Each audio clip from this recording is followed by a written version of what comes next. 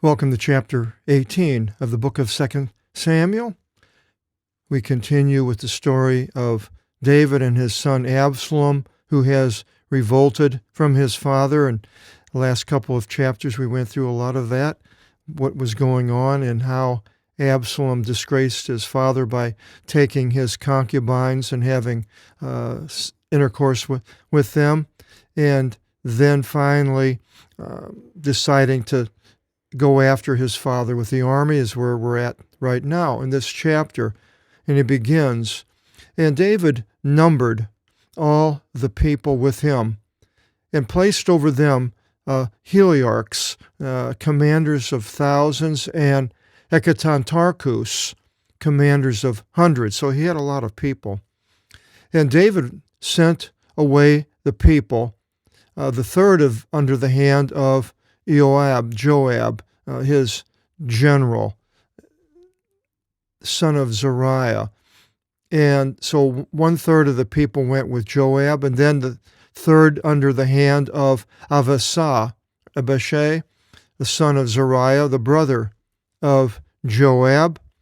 And the final third, they're all we have the tri, three, in that word, derivative. Last third was under the hand of Ittai, the Gittite. It could be, instead of under, it could be by the hand. Probably the next edition, I'll put that, change that to by the hand of Ittai. And the king, Vasilevs, I'll read this chapter. As I said, wait till I'll do 3 instead, I'm sorry. And the king said to the people, "In going forth, I shall go forth even indeed, I myself with you." And now I'll read this verse here. That's a long verse. Keipen oleos, uk excelevsi oti ean figomen, u thisusin f imas kardian, ke ean apothanomen to imisi imon, u thisusin f imas kardian, otisi os imis deca hiliadis, kenin agathon oti esi imin inti poli is voithon imon. And the people said, "Well, you shall not go forth, for if we should flee into exile, if we're defeated," fevgi, we have fugitive, comes from that word. "If we should flee into exile, they shall not put upon us to heart." They're not going to care about us. "And if half of us should die, they shall not put upon us to heart." They could care less. "For you are as 10,000 of us." And this is who they care about, is you. So we don't want you to go with us, because this is who they're after. "And now it is good that you be with us in the city for our helper." Now, I'm not sure what city it is. It doesn't say here, but it's in Gilead, which is on the eastern side of the Jordan River, and which is today Jordan. And the king said to them, "Well, the pleasing thing before you I will do." And the king stood by the side of the gate, and all the people went forth by hundreds and by thousands. So there's a lot of people with David. And the king gave charge to Joab and to Abishai his brother and to Ittai the Gittite, saying, "Spare to me the young man Absalom." And all the people heard the king giving charge to all the rulers concerning Absalom. That was his son. Spare him. So he was caring about Absalom right here almost more than anything. "And all the people went forth into the field for meeting Israel," that is, for war. "And the battle, polemics, comes from that. It happened in the grove of Ephraim. And the people of Israel failed there. the ones of Absalom, that is, before the children of David. And there became a great devastation in that day. Megali, mega, great. Emera, ephemeral, comes from that. 20,000 men, wow, they died. Now, it doesn't say which sides, if it's both or one.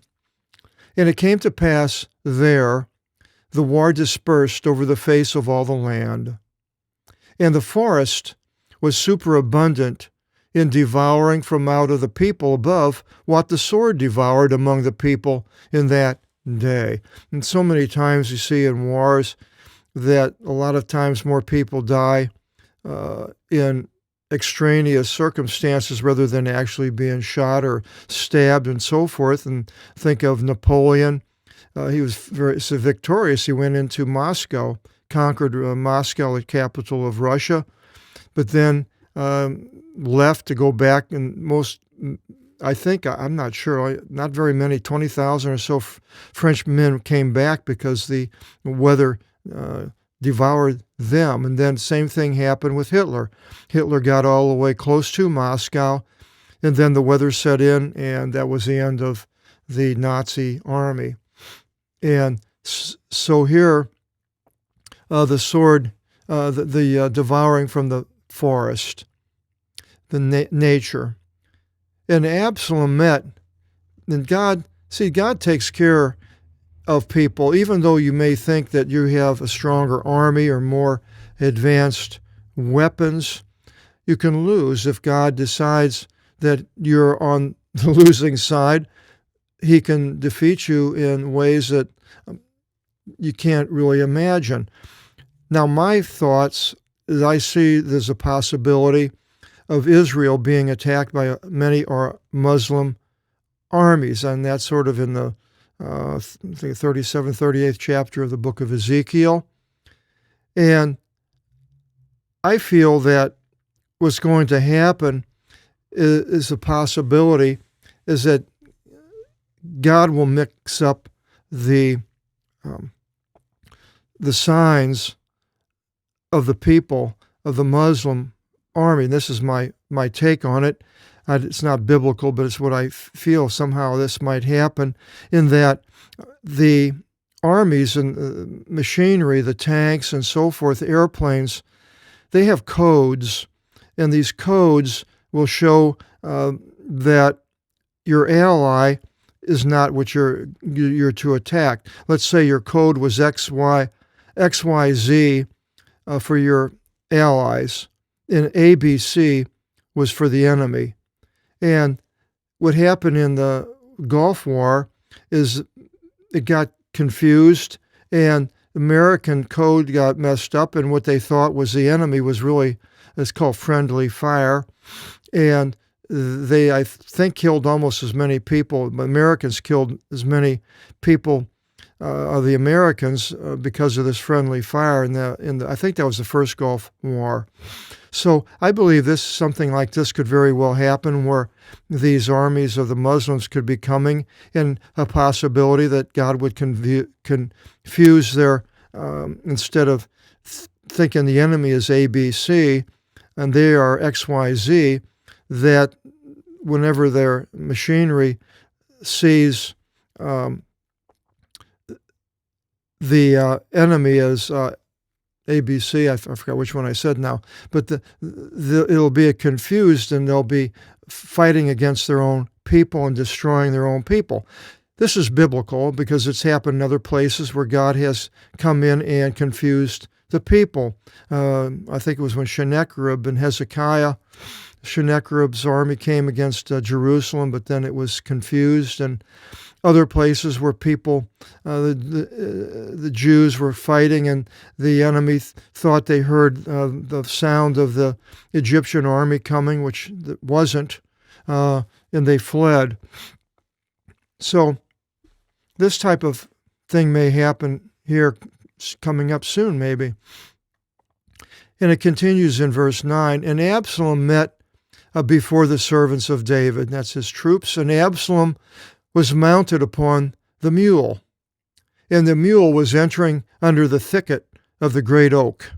and Absalom's head, was twisted in the oak, probably with his hair, and he hung between the heaven and between the earth. And the mule underneath him went on. So he's dangling there. I guess he couldn't get up high enough to get off of this, hoping maybe somebody would come and help him. And one man saw it and announced to Joab and said, "Well, behold, I've seen Absalom hanging in the oak." And Joab said to the man announcing to him, "And behold, you saw it?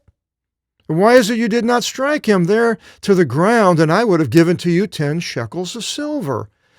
Siklus, shekel, is almost a transliteration there. The green, you can add that to your English derivatives book. Deca, decade, all these derivatives. And 1 sash, which goes around his waist. I guess it shows that he's like a hero, sort of a medal of sorts. And the man said to Joab, "And if you rendered unto my hands 1,000 shekels of silver, not in any way shall I put my hand against the son of the king.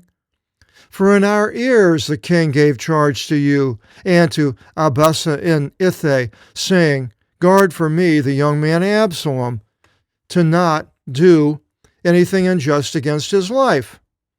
And all the matter will not be kept unaware from the king, and you shall set yourself right opposite me." So he gives him a reason why he's not doing it. Well, Joab said, "Well, this I begin.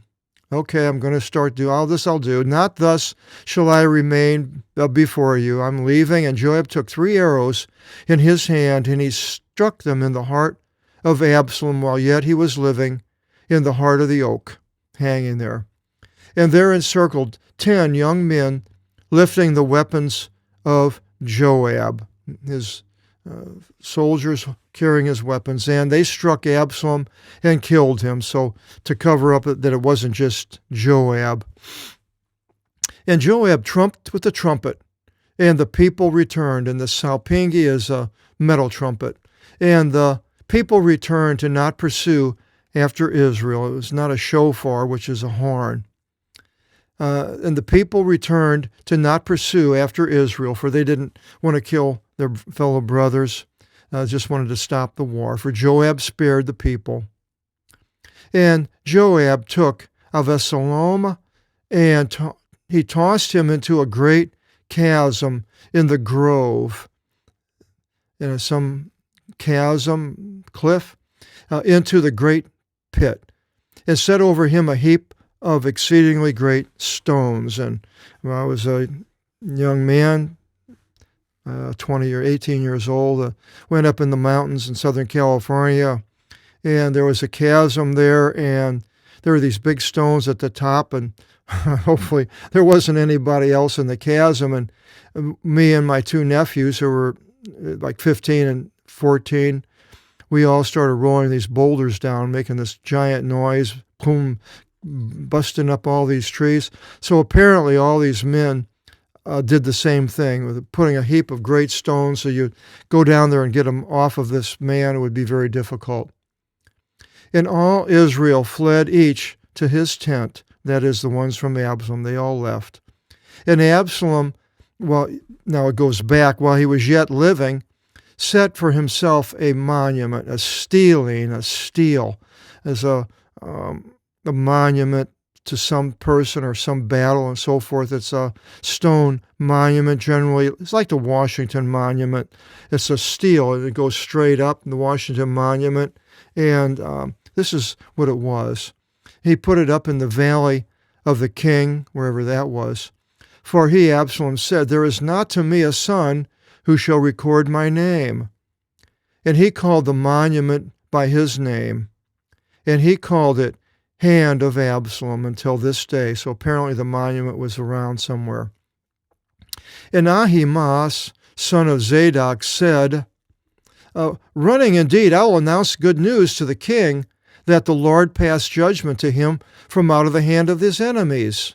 So this Ahimaaz was the son of Zadok. He was one of the 2 men that went out to tell David to take off, because Ahithophel was after him, going to be after him, and they hid in the cistern for a while when the people saw them leave Jerusalem thinking that they may be up to something. So this was the one man, and so he wants to run. And Joab said to him, you are not a man of good news in this day, but you shall announce good news in another day. We have the word evangelion, the evangelize is a good news, spreading good news. And there's another form of it, shall, the verb, evangelii. But in this day you shall not announce good news, for a son of the king has died. And Joab said to Hushi, go, announce to the king what you've seen. And Hushi was a friend of the king.